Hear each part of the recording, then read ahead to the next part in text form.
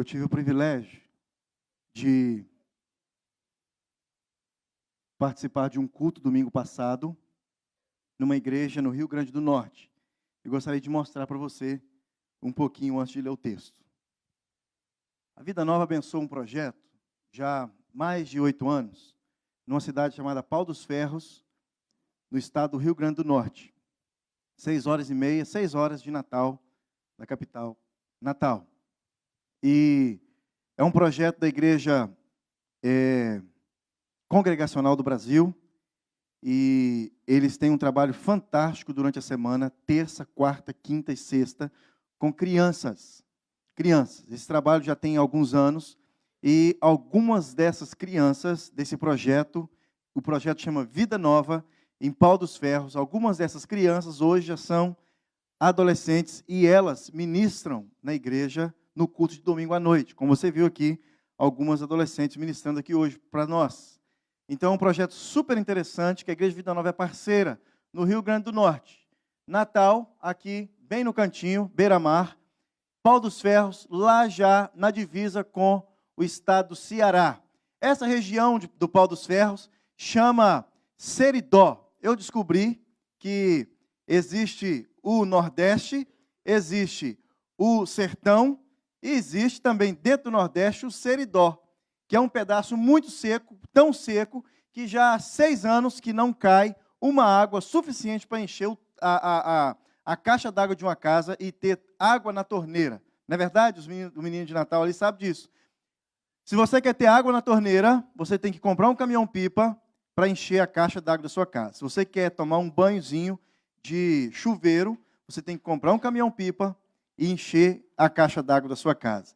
Há 6 anos que não cai uma chuva suficiente para encher a caixa d'água da casa. Seridó é essa região lá do estado do Rio Grande do Norte. Esse é o pastor Jones e essa é a tia Rose, um casal apaixonado e super, não sabe como mais ser super gratos à Igreja Vida Nova e alguns irmãos em especial que já há anos abençoa esse ministério em Pau dos Ferros. Igreja Evangélica Congregacional de Pau dos Ferros.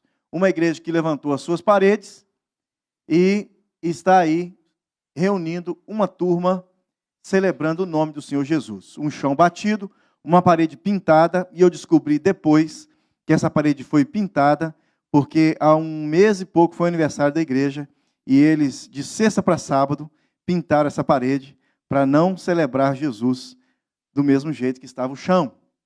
Essa, Eva, é uma das salas da escola dominical, da tia Rose.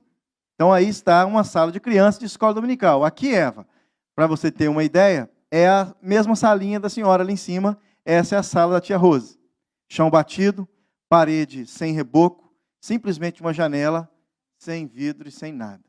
E um tanto de criança reunindo nesse lugar. Bênção de Deus. Bênção de Deus. Bênção.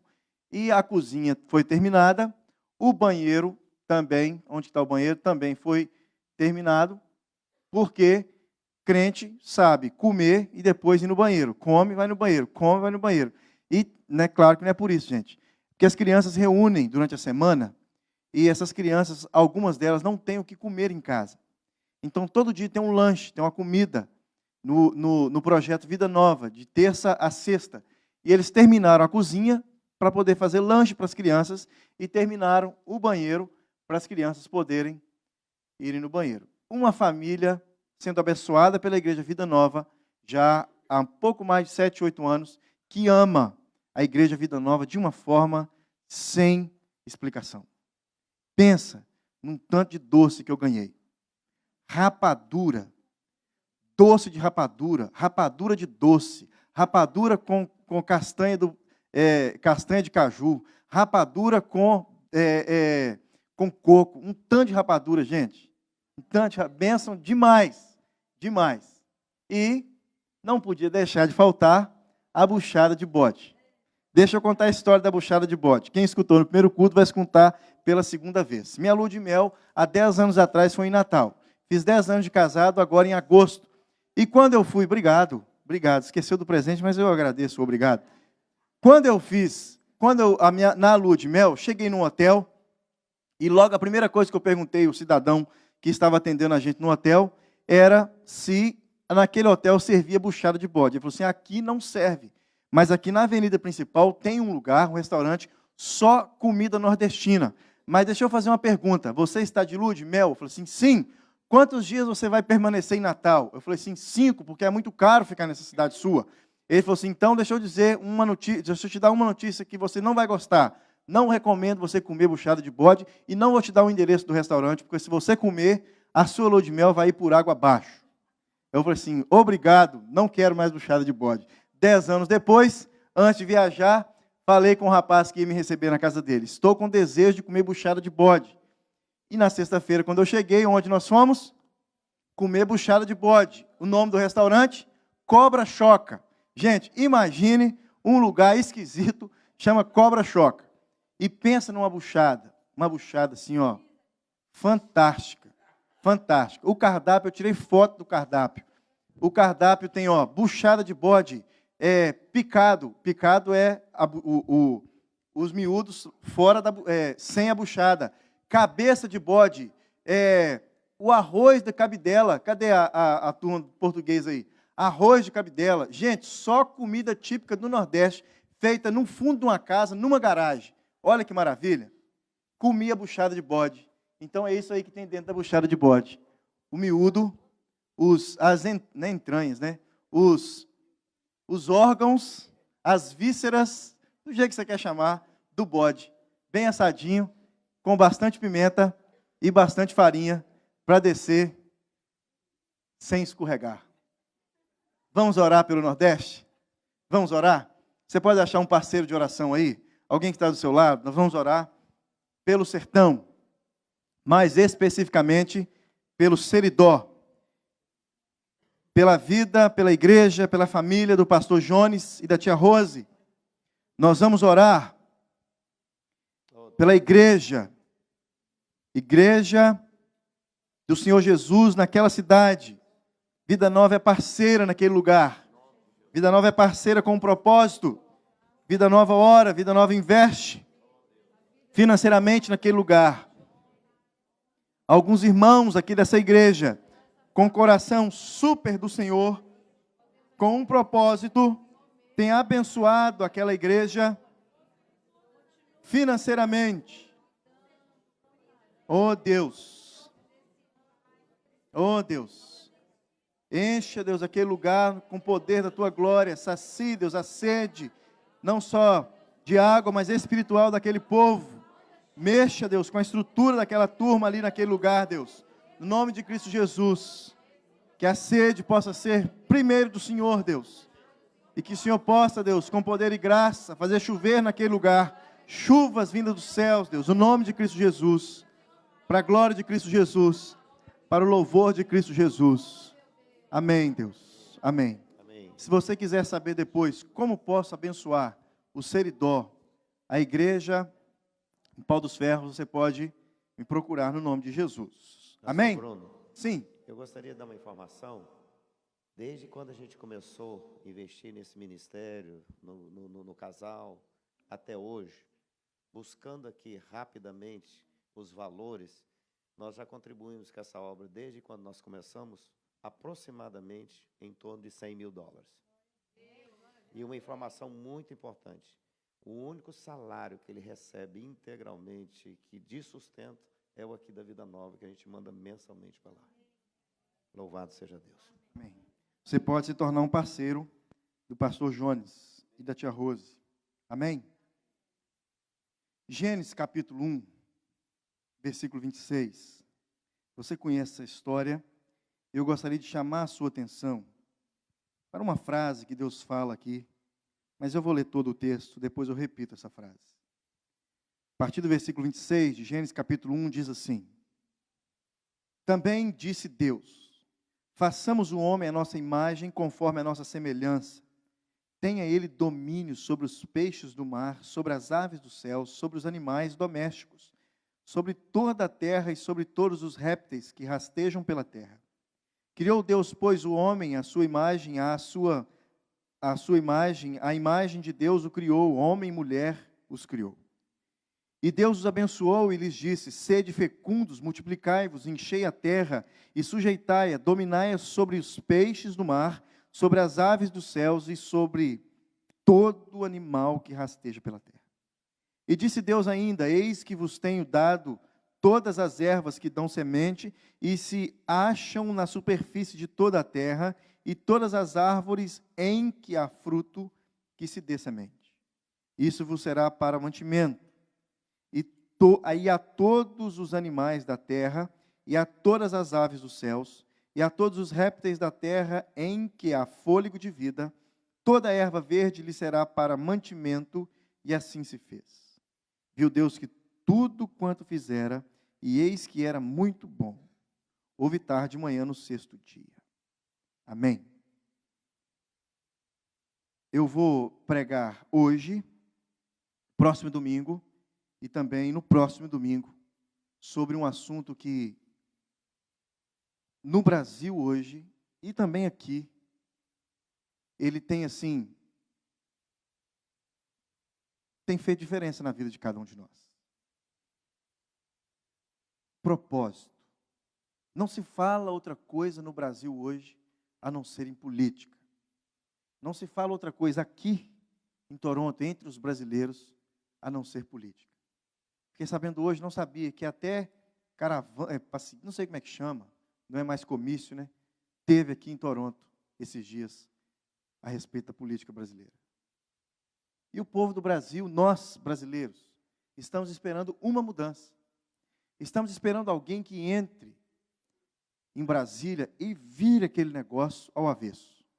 Batemos palmas para aqueles que fazem isso já, não é verdade?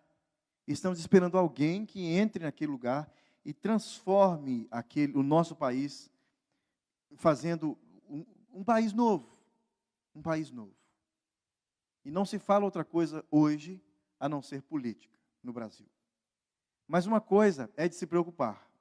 Se realmente entrar um político no Brasil, se ele fizer diferença, mudar o Brasil ao avesso, nós iremos ter dentro do Brasil e aqui também, nesse lugar, brasileiros no Canadá, pessoas sem saber o que fazer.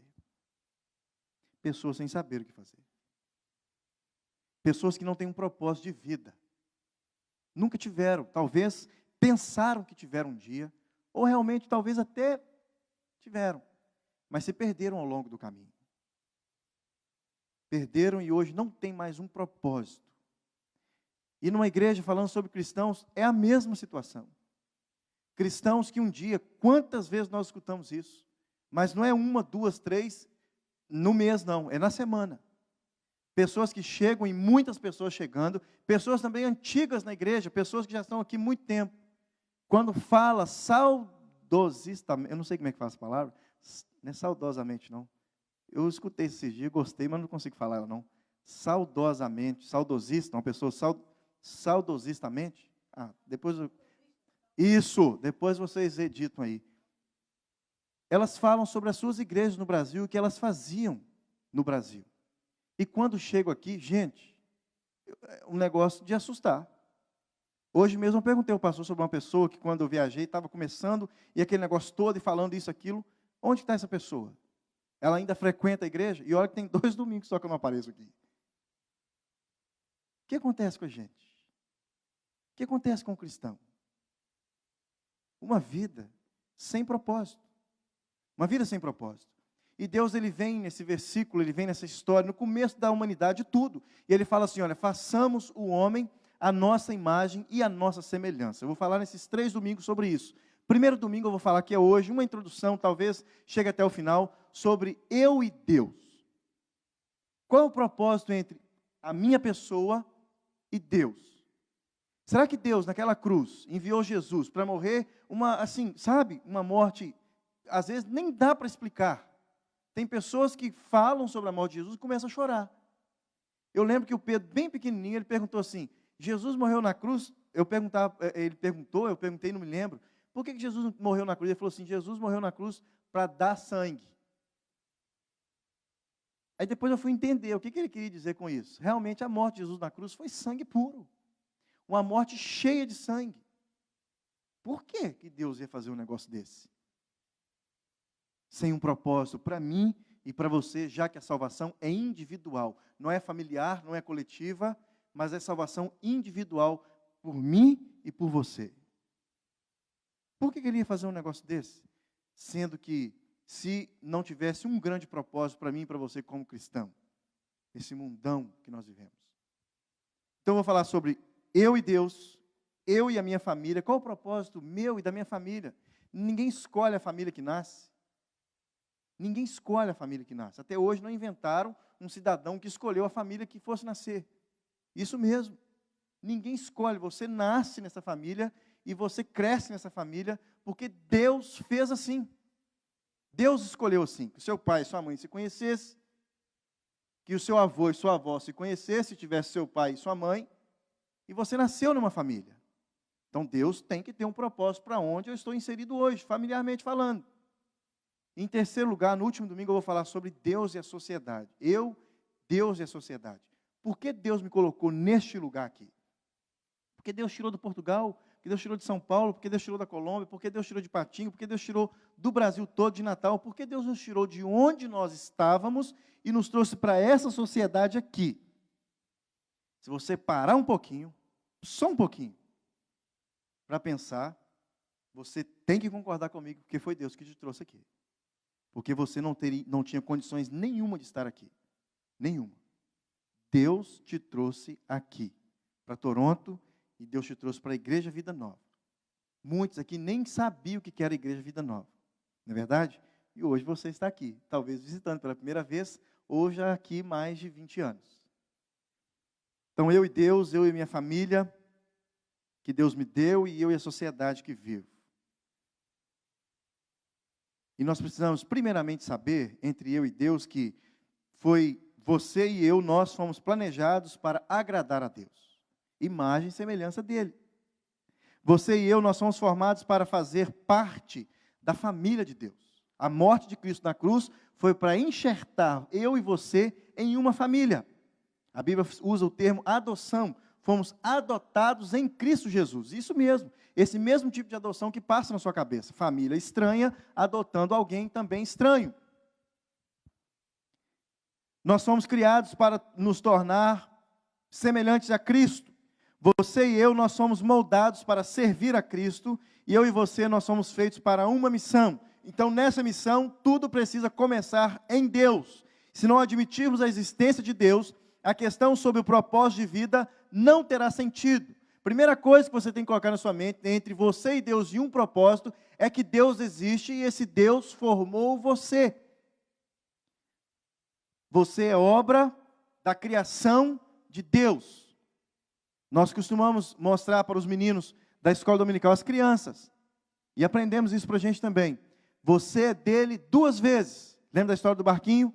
Você foi criado por ele, ou seja, todos nós somos criaturas de Deus. Impossível papai e mamãe ter uma relação e criar você.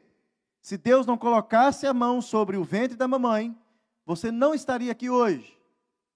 Então, nós estamos aqui porque Deus nos criou. Você vive porque Deus te criou. E há fôlego de vida espiritual e eterna em você, porque Deus comprou você. Naquela cruz, Deus comprou você. Ou seja, você é dele 2 vezes. Dele porque Deus fez você como criatura, e dele porque Deus comprou você com o sangue de Cristo naquela cruz. Somos dele 2 vezes. Isso, se você já se rendeu aos pés do Senhor, reconhecendo que a cruz é suficiente para lavar e remir toda a podridão do seu pecado, e se você já entregou o coração para Jesus, vida nova. Se vida nova começou a brotar de você, você é dele. Comprado, lavado e regenerado no sangue do Cordeiro. Se a sua boca já confessou os seus pecados, e você confessou que Jesus Cristo, o sangue de Jesus, é suficiente para remir todo o seu pecado, você é dele. Você é dele. Amém? Hoje, uma pergunta. O que é importante para você? O seu propósito é definido por aquilo que é importante para você. O seu propósito de vida, aquilo que você faz, aquilo que faz você acordar todos os dias de manhã, é o propósito de vida seu. O que faz você acordar todos os dias pela manhã? O que faz você ir dormir mais cedo? O que faz você ir no médico querer viver mais? O que faz você querer tirar férias, descansar e relaxar para você voltar de novo com ânimo novo? O que faz você arriscar? O que faz você abandonar algumas coisas, deixar para trás algumas coisas? O que move a sua vida? Isso é chamado de propósito. Esse é o seu propósito. Alguns pais são movidos pelos filhos. Tudo que ele faz é em favor dos filhos. Durante toda a sua vida, ele vive em função dos filhos. Quando os filhos casam e vão embora, os pais, muitos deles, se divorciam porque eles não sabem mais viver juntos. Já viu o índice de divórcio de pessoas com 50 anos de idade? Com 25, 30, até 40 anos de casado? Por quê? Viveu em função dos filhos. Quando o filho sai de casa, todos os pais deveriam querer que seus filhos saíssem de casa, porque eles precisam crescer lá fora, não é? Lá em casa, antes de casar, minha mãe falou assim, ó, tchau, já vim embora para aqui, antes de casar. Uma vez eu tentei querer ir embora, Léo, tentei. Minha mãe falou, você vai fazer o quê aqui? Tive que ficar. Casei, aí que eu me amarrei mais ainda, aí que eu fiquei de vez. Pais vivem em função dos filhos, esposa vivendo em função do marido vivendo em função da esposa, homens, mulheres vivendo em função do trabalho. O que move, o que faz você acordar cedo pela manhã? É o que move você e é o que faz você ter um propósito. Nós erramos, então, no ponto de partida, fazemos perguntas egocêntricas como, o que quero ser?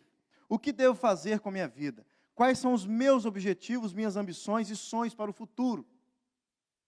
Fazemos perguntas egocêntricas. Ao concentrar tudo em nós, jamais desvendaremos o propósito da vida, porque quem desvenda o propósito dessa vida que vale a pena viver é o nosso Senhor, e não eu mesmo. Meu coração é enganoso, diz o Senhor. Meu coração é enganoso. Então, se o meu coração é enganoso, eu preciso render, entregar de volta esse coração a Deus, para que a minha vida passe a ter sentido, passe a ter um propósito, e haja alegria em viver.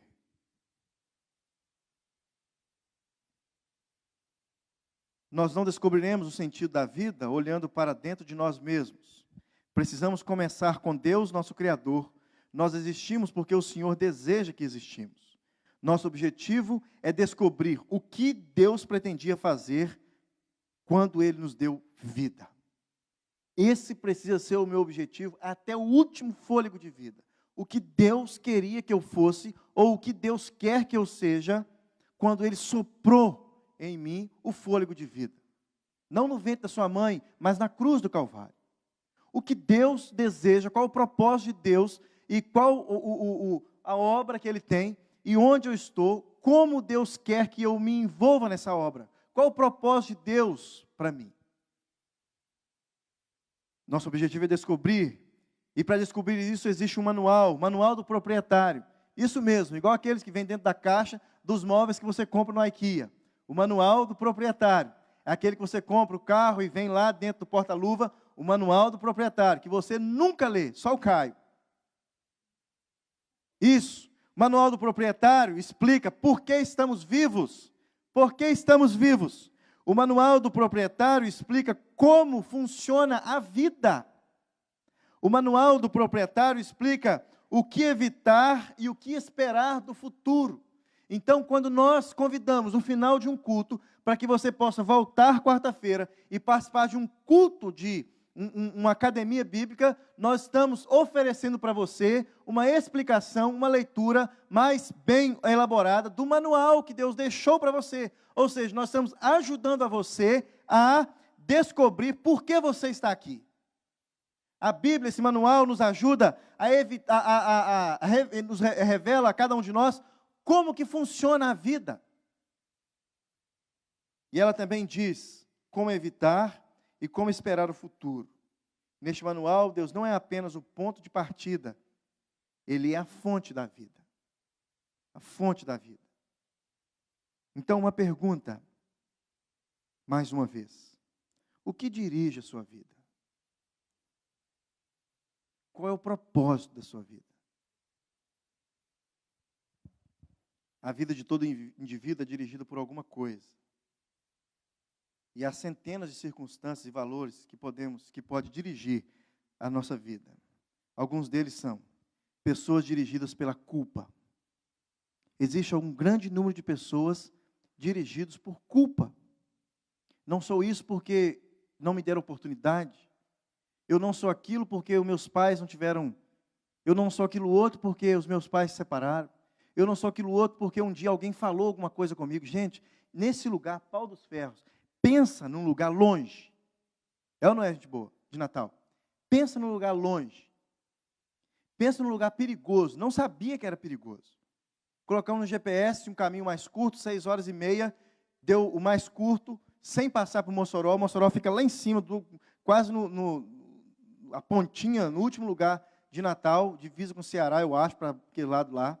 Mas a linha mais curta, a BR mais curta, era cortando reto, passando por uma cidadezinha onde eu comi uma buchada de bode fantástica, na casa do pastor João Batista.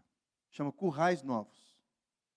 Passando por Currais Novos, depois de Currais Novos, várias curvas e vários trevos, estrada assim, totalmente deteriorada, sequíssima, porque não chove, né? Deteriorada, e você tem que passar quase que arrastando o carro. E quando nós estávamos para voltar na segunda de manhã, domingo depois do culto, perguntei ao irmão, qual o caminho mais rápido para chegar em Natal? Ele falou assim, você tem 2 opções apenas. Essa que você veio nela, passando por Currais Novos, e uma que você vai subir 80, 100 quilômetros até Mossoró, e de Mossoró você corta direto para Natal. Essa você demora 100 quilômetros, é mais longa, 100 quilômetros. Só que aqui você veio nela, você deu sorte, porque alguns cangaceiros, olha só a conversa do pessoal, cangaceiros, eles, quando você diminui a velocidade do carro, eles saem do meio dos matos e assaltam o seu carro. Eu conversei com um irmão lá da Assembleia de Deus, que vai numa congregação, 16 quilômetros de Pau dos Ferros. Ele vai de moto, ele e a esposa, durante o dia, e à noite, quando ele está voltando, ele tem que ter uma escolta de um carro até um determinado trevo, para que ele possa chegar são e salvo em casa. Porque naquele trevo, cangaceiros, não é lá é outro naipe, lá não é bandido, eles não têm esse palavreado lá, Zé. Bandido, assaltante, lá a palavra é cangaceiro. Cangaceiro te assalta nesses lugares. Eu falei assim, mas um cangaceiro me assaltar de jumento, só tem jumento lá. Porque jumento não corre nada, estou a pé eu corro mais do que ele. Ele falou assim, cangaceiros de moto, moderno. Cangaceiros do século 21, de moto. De moto. Na gasolina, naquele preço, o cangaceiro andar de moto, ele está bem na fita, não está? Assaltou uns 10 antes de me assaltar. Aí o que nós fizemos?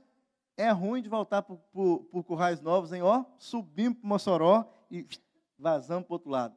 Mais de 1h30 a mais, mas valeu a pena. Então, pessoas são dirigidas por culpa, pessoas vivem com culpa no coração ou a vida toda, ou passa grande parte da sua caminhada com culpa no coração. Pessoas dirigidas por culpa são manipuladas pelas lembranças. Pessoas com lembranças ruins na cabeça o tempo todo. Você conversa, lembrança ruim, você conversa, lembrança ruim. Pessoas dirigidas por culpa permitem que o passado controle o futuro.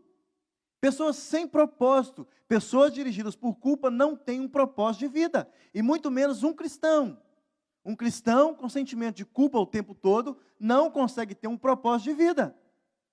Pessoas controladas, dirigidas pela culpa, punem a si mesma, sabotando o próprio sucesso. Assim vive hoje a maioria das pessoas, passando pela vida sem um propósito. Sem um propósito. Em segundo lugar, muitos são dirigidos pelo ressentimento e pela raiva. Aqueles que têm te magoado, aqueles que te magoaram no passado, só vai continuar ferindo você se você deixar. Não é assim que nós aprendemos? Muitos são dirigidos pelo materialismo. Pessoas dirigidas pelo materialismo, pessoas que o único propósito dele é possuir, é ter, nunca encontrará o propósito de vida que Deus deseja que ele tenha. Só você pensar em alguns personagens bíblicos. Pensa num personagem assim, bacana. Esse é o meu favorito. A maioria deles, grande maioria deles, Deus tirou tudo e ele continuou servindo do mesmo jeito. Deus tirou tudo para que ele pudesse ter um propósito de vida. E às vezes, sabe o que acontece? Essa não estava no primeiro culto não, viu, Francisco? Francisco perdeu. Sabe o que acontece num lugar desse, num lugar desse, e acontecerá no Brasil também, se eles não ficarem espertos? Deus tira tudo da gente no Brasil. Tudo. Já não tinha nada, Deus acabou tirando tudo. A única coisa que você tinha era sogra, mãe, pai, tio, avô, parente, que comia na sua casa domingo, ou que você ia comer na casa deles domingo. Deus tirou e trouxe você para aqui. Para que você pudesse abrir os olhos e ter um propósito de vida. Aí você chega todo animado, propósito de vida, e durante um curto período de tempo, o materialismo tira esse propósito de vida de cada um de nós. No Brasil vai acontecer a mesma coisa, Deus vai colocar um presidente, porque o povo está orando. Deus talvez vai revirar aquele lugar de cabeça para baixo. Mas se não houver um propósito de vida, um propósito debaixo das poderosas mãos do Senhor, o negócio vai acabar piorando. Então, materialismo, muitos são dirigidos pelo materialismo, bens materiais trazem felicidade apenas temporária. A verdadeira segurança só pode ser encontrada naquilo que jamais poderá se tornar.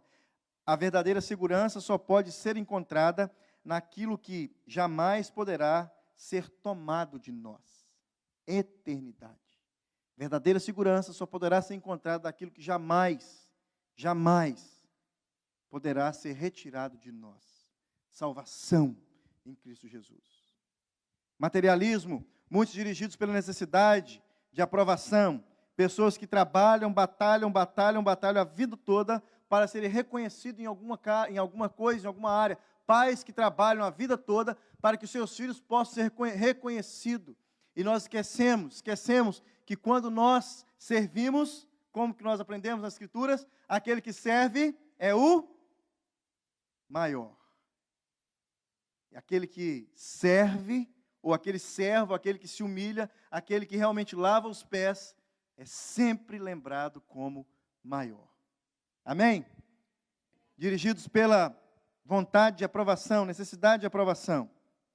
Então, diante de tudo isso, qual a vantagem que eu vou ter a partir de agora, se eu decidir caminhar com o Senhor, se eu decidir realmente olhar para esse texto onde tudo começou, façamos o homem a nossa imagem e semelhança, qual a vantagem que eu vou ter, se eu decidir realmente ser imagem e semelhança de Deus? Esse era o propósito de Deus para mim e para você, o propósito de Deus para mim e para você, ser imagem e semelhança dEle. Qual a vantagem de tudo isso? Olha que curioso. Conhecer o propósito da vida faz com que ela tenha sentido. Sabe aquele desejo que você tem de nunca chegar segunda-feira, para você voltar para o trabalho? Isso é propósito de vida. Então, quando você tem um propósito, vantagem de ter uma vida dirigida por um propósito de Deus, é sempre reconhecer que a vida passa a fazer sentido. A vida passa a fazer sentido quando nós somos encontrados por Deus e nós caímos na real de que Deus nos encontrou e agora nós somos dele, criaturas dele, imagem e semelhança dele. Fomos feitos para alcançar algum significado na vida. Já pensou se Deus falasse assim, olha, vou enviar Jesus lá naquela terra e que ideia deu? Meu pai trabalhou 6 anos, desculpa. Meu pai trabalhou 6 mais 4. Meu irmão é prova disso. 6 mais 4. Para estudar a minha irmã. 4 porque ela fez enfermagem, depois mais 6 de medicina. Formou tem 2 meses. Curso de medicina, hoje, dentro do Brasil, se você achar um por menos de 7 mil reais por mês, particular, não existe, você pode correr, colocar lá a sua família toda e vir trabalhar na forma aqui, igual um doido, para pagar porque está barato. 7 mil reais por mês. Os mais baratos. Os mais baratos. Existem cursos de medicina de até 12 mil reais, se eu não me engano. Meu pai trabalhou duro para minha irmã formar. Vocês sabem que é um trabalho de uma forma aqui. Imagine meu pai falando assim, olha, vou trabalhar duro lá no Canadá, gosto de carregar aquele negócio pesado, acordar às 5, 4h30 da manhã, juntar numa van com um monte de homem, ir para o trabalho, investir nela durante esses 6 anos aí, que der, deu. É ruim, Zezão. Ele estava doido para a menina formar e ser bem-sucedida. E a mesma coisa comigo, com você, Deus enviando Jesus, morrer na cruz. Falou assim, olha, eu estou mandando Jesus, um projeto de Deus, Gênesis 3,15, mandando Jesus para a cruz, para esmagar a cabeça da serpente, para que eu e você pudéssemos ter vida. Para que eu e você pudéssemos ter vida. E ele disse assim, olha, eu quero que essa turma seja bem-sucedida. Há um propósito de vida para cada um deles. Há um propósito de vida para cada um deles. Eu quero que eles vivam uma vida bem-sucedida. Se nós que somos pais terrenos, a Bíblia fala que nós não damos serpente e cobra para os nossos filhos, ao invés de pão. Se nós queremos sucesso para os nossos filhos e para a nossa família, quanto mais Deus, para a família que Ele está agrupando. Então, em primeiro lugar, conhecer o propósito faz da vida, traz sentido à vida. Sem Deus, a vida não tem propósito. Sem propósito, a vida não faz sentido. Sem propósito, a vida nunca fará sentido. A maior de todas as tragédias não é a morte, mas a falta de um propósito de vida. Uma vida com propósito é tão essencial para viver quanto água e ar. Uma vida com propósito é tão essencial para viver quanto água e ar. Então, a esperança é gerada naquele que tem um propósito. A esperança é gerada somente naqueles que têm um propósito.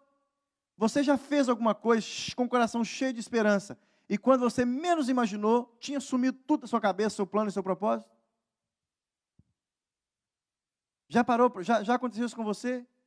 Um projeto, um plano, você ali, eu vou fazer isso, eu vou conseguir aquilo, e quando você menos imagina, não aconteceu nada, você já está em outro ramo, você está fazendo outra coisa, e você, Zé Fini para aquilo, nem lembra mais. Propósito. Uma vida sem propósito. Deus disse, Jeremias 29:11, Jeremias entendeu isso. Eu é que sei os pensamentos que tenho a vosso respeito, diz o Senhor, pensamentos de paz e não de mal, para vos dar o fim que desejais, ou seja, para vos dar o propósito que desejais. Então, a primeira vantagem de ter uma vida dirigida por propósito é que nossa vida passa a ter sentido. Segunda vantagem de ter uma vida dirigida por propósito é que nossa vida se torna mais simples. Uma vida mais simples, sem muita complicação, sem muita reclamação, sem muita coisinha, sem muita futriquinha, sem muita conversinha fiada. Uma vida simples. Uma vida com propósito é uma vida simples. Quantas pessoas você conhece que tem propósito de vida, muita grana, conquistou o que conquistou, vive uma vida simples? Nossa vida se torna mais simples, propósito definido. Propósito define o que você faz e o que você não faz, por isso você vive uma vida simples. Sem o propósito claro, ficamos sem alicerce para fundamentar as decisões. Sem o propósito, tomamos decisões com base nas circunstâncias, nas pressões do momento ou nas variações de humor. Uma vida dirigida por propósito conduz-nos a um estilo de vida mais simples e a uma agenda equilibrada. Uma vida com propósito, menos trabalho. Uma vida com propósito, você trabalha menos com o seu corpo e mais com a sua cabeça.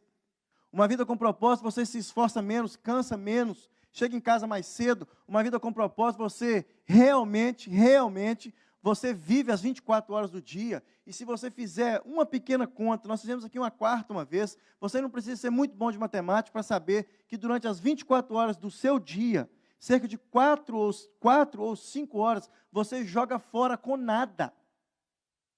Faça um cálculo de quantas horas você dorme, de quantas horas você trabalha, de quantas horas você tira para almoçar, de quantas horas você tira no trânsito. Sem muita conversa, sobra 8 horas. E sem muita conversa, dessas 8, 4 você joga fora. Sem propósito nenhum. Uma vida com propósito, então, torna a vida mais simples. Então, a segunda vantagem, uma vida simples, de ter uma vida com propósito. Terceira vantagem de ter uma vida dirigida por propósito, passamos a estabelecer prioridades. E você sabe que quando nós temos prioridades, nós cumprimos as nossas prioridades. Não é verdade? Se você comprou uma casa, a sua prioridade era pagar a sua casa, pagar a mortgage. Se você fez uma conta de telefone, a sua prioridade é pagar a sua conta de telefone. Se você casou, a sua prioridade é cuidar do seu marido e o marido cuidar da esposa. Se você decidiu ter filho, a sua prioridade agora é cuidar dos seus filhos. E você acha tempo para isso. Esforço e energia precisam se concentrar somente naquilo que é importante.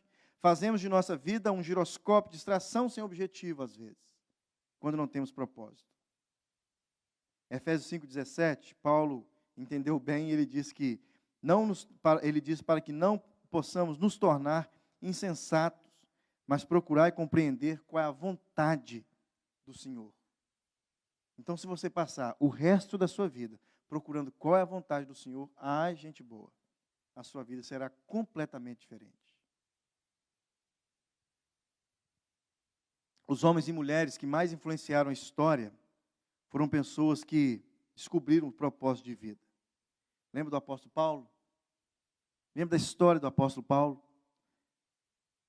Um homem que tinha coração ruim, carrasco, boi selvagem. A Bíblia chama Paulo, ou Paulo se intitula de boi selvagem.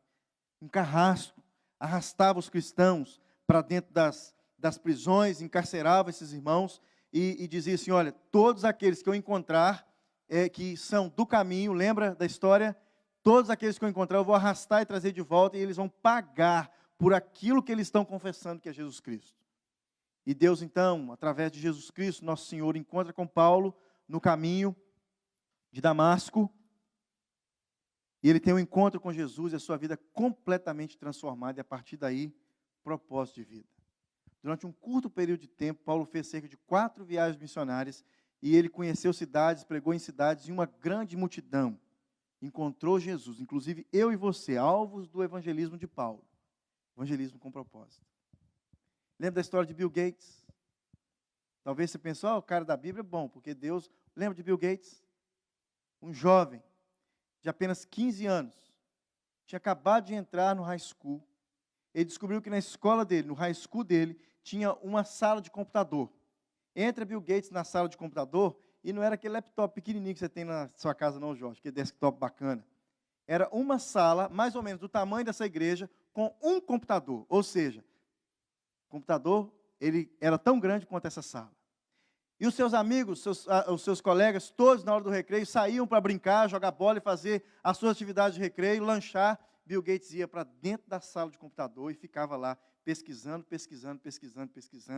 E exatamente em 1970, aos 15 anos de idade, Bill Gates lucrou $40 mil com um programa que media a velocidade do tráfego da sua cidade. 15 anos de idade. Um programa que media a velocidade do tráfego da sua cidade. Lucrou $40 mil. 15 anos de idade. Hoje, menino de 15 anos só dá despesa, né? Se você quer que a sua vida cause impacto, dê-lhe uma direção. Pare de andar em círculos, pare de tentar fazer tudo, pare de tentar agradar a todos, faça menos, concentre-se apenas no que for mais importante. 3 vantagens, então, de ter uma vida dirigida por propósito, é que essa vida faz sentido, simplicidade e prioridade. 4º lugar, conhecer nosso propósito trará motivação. E eu fiz essa pergunta no começo, o que faz você acordar 4:30 da manhã? O que faz você acordar 5, 6 da manhã? O que faz você deixar a sua família no Brasil? O que faz você deixar todos lá? Alguns aqui já perderam entes queridos. O que faz você sair da sua igreja no Brasil, não abandonar, mas sair da sua igreja do Brasil e vir para uma terra como essa? O que faz você deixar tudo lá e vir para aqui? Alguns vieram com a mão na frente e outra atrás, como diz por aí, com o bolso, sem nada. O pastor buscou uma turma no aeroporto, estava eu e a Jane aqui. A Jane vai rir, mas é sério, né, Jane? O pastor chegou branco, já com a cabeça branca, com o rosto branco, dentro dessa sala, e falou assim, e agora? Eu falei assim, o que foi, pastor? Ele falou assim, tem uma turma ali dentro do carro, que eu busquei no aeroporto, perguntei qual o endereço que eles iam, um hotel, e falou assim, não tem lugar para ir não. E eu falei assim, uma turma deve ser uma turma de 2, né? Era uma turma de 5. Lembra da história, gente? O que faz você deixar o seu país sem um centavo no bolso, alguns? Então, uma vida com propósito faz você viver, faz a sua vida ter sentido, faz a sua vida ser vivida com mais simplicidade, traz prioridades para você e traz motivação. Motivação, propósito sempre produz entusiasmo. Não há mais estimulante, não há nada mais estimulante do que uma vida com propósito. A paixão se esvai quando falta propósito. Levantar-se da cama torna-se um fardo quando não tem propósito. Voltar para casa depois de um dia de trabalho e encontrar aquela mulher com a camisa de vereador, para vereador, fulano de tal, toda furada. Você não quer voltar para casa e ver aquele marido deitado no sofá, vendo filme. Você não tem mais motivação no casamento, não quer mais voltar para casa e ver o filho no videogame. Você quer ficar... Já viu gente assim? Já viu gente que faz 12, 13, 15 horas e está com a conta cheia de grana? E quando você vai perguntar, por que você trabalha até 9h30 da noite, 10 horas? O cara custa falar. Se você apertar um pouquinho e falar assim, tem vontade para casa não. Faltou motivação no casamento, na família. E esse é o assunto de semana que vem. Já viu aquele cara que falta domingo na igreja, no culto de quarta-feira, por nada? Nós vamos mudar aqui agora, pastor. Tem nada de concorrência desleal mais não. Churrasquinho, concorrência desleal? Conversa é essa. Que churrasco que vai tirar a gente? Que aniversário que vai tirar a gente de um culto na casa do Senhor? Hoje eu me segurei num negócio aí. O cara falou assim, durante a semana está difícil, porque não sei o quê, não dá, sabe como? E não é a primeira vez. Faz o aniversário e fala com ele que é 7 horas da noite. Para ver se 15 para 7 ele não está lá. Faz o aniversário e convida para ir 7 horas da noite, para ver se ele não vai trabalhar de carro, para chegar mais cedo em casa, pegar a turma toda, tomar um banhozinho, passar um perfume e ir para o aniversário. É o primeiro a chegar e o último a sair. E come carne, se for no verão, igual um leão devorador. Como diz o pastor Zezinho, como é que era a história do retiro? Os tigres canadenses. O tigre canadense, solto, devorador no verão, comendo picanha. E se for no inverno, comendo um caldinho de feijão, uma canjiquinha. Então, vantagens de ter uma vida dirigida por propósito, ela traz sentido, simplicidade, prioridade, motivação e, último lugar, uma vida dirigida com um propósito certo, nos faz conhecer e reconhecer e nos preparar para a eternidade. Conhece pessoas que têm medo de fazer 30 anos, 40 anos, faz 50, já começa a tremer as pernas, começa a ter mal de parto, sem ter mal de parto, mas está tremendo de medo de fazer 55, 60. E o cara que faz 65 anos de idade ainda, sábado que vem, dia 6, uma pessoa que não tem um propósito de vida, tem medo da eternidade, medo de velhice, depressão, abandona todo mundo, vira um andarilho. No Brasil tem muito disso, muito disso. Vai naqueles lugares lá que chama, como é que é o nome do pessoal que fuma crack? Cracolândia, para você ver. Em frente à Igreja Batista da Lagoinha, atravessando ali aquele viadutozinho para você voltar para o centro da cidade, tem uma Cracolândia. Gente, a grande maioria ali, claro que não são todos, mas uma grande maioria de pessoas acima de 50 anos de idade, pais de família, que abandonaram tudo, depressivo, porque fizeram 50 anos de idade e encheram a cara no crack. Passa na rua e vê os andarilhos, pessoas que dormem nas ruas, grande maioria deles, pessoas mais idosas, sem propósito de vida, medo da eternidade. Conhecer nosso propósito irá nos preparar para a eternidade. Nós não estamos neste mundo para sermos lembrados. Fomos colocados aqui a fim de nos prepararmos para a eternidade. Todos comparecerão diante do tribunal, diz Romanos capítulo 14. E cada um de nós dará conta de si mesmo a Deus. Quando você tem um propósito de vida direcionado pelo Senhor, você não tem medo de dar conta nenhuma a Deus. Você não tem medo de dar conta nenhuma a Deus. Hoje de manhã, na reunião dos diáconos, nós escutamos uma palavra do pastor. Ele disse o seguinte, uma certa hora: olha, se alguém acusar você de alguma coisa que você não fez, descanse. Descanse, porque cabe ao Senhor julgar. E Deus, quando olhar para você no dia final, Ele vai falar assim: olha, você, servo bom, justo e fiel, entra no gozo do teu Senhor. Deus falou isso para Noé, Deus falou isso para Jó, Deus começou a falar isso para Paulo, porque agora passou a ter um propósito de vida, uma vida com propósito no Senhor. Deus é esse que traz propósito no meu coração e para o seu. Sabe o que vai acontecer se acontecer uma reviravolta no nosso país? Nada. Sabe o que vai acontecer aqui nessa igreja? Quando vier um movimento, hoje já está vindo, não sei se você está percebendo isso. Vou abrir o coração. Quando vier um pregador de fora que você gosta muito, Hernandes, Jeremias, Fulano, Beltrano, André e Felipe, e Acelere Pisa, e como que é a música nós estamos ensaiando? És meu Deus, em ti confio. Quando você vê aquele homem cantar e ele, sabe o que vai acontecer? Nada. Uma vida sem propósito não acontece nada. Então você precisa lembrar de que uma vida, a vantagem de uma vida dirigida por propósito em Deus, traz sentido, traz simplicidade, traz prioridade, motivação e eternidade. Então Deus, Ele disse assim, olha, façamos o homem a nossa imagem conforme a nossa semelhança. Nós precisamos nos atentar para isso. Nós somos imagem e semelhança dEle. Esse foi o propósito principal de Deus, nos fazer imagem e semelhança dEle. Os nossos filhos, que são nossa imagem, nossa semelhança, alguns deles caminham como nós caminhamos. Já viu alguém falar isso do seu filho?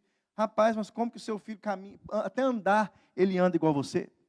Não é assim que eles falam com a gente? Nossa, mas você está ficando careca. Meu pai não é careca, isso não serve lá em casa. Mas você fala igual seu pai, hein? Minha mãe fala isso. Você fala alto e briga com os meninos, igual seu pai brigava com vocês, hein? Imagem e semelhança. Imagem e semelhança. E somos imagem e semelhança de Deus. Todos aqueles que entregaram o coração ao Senhor Jesus, se renderam aos pés da cruz, declarando que sou pecador e estou diante das mãos de um Deus irado com o pecado. Todos esses foram lavados e regenerados no sangue do Cordeiro. E temos agora, e somos agora, imagem e semelhança dele. Vamos orar?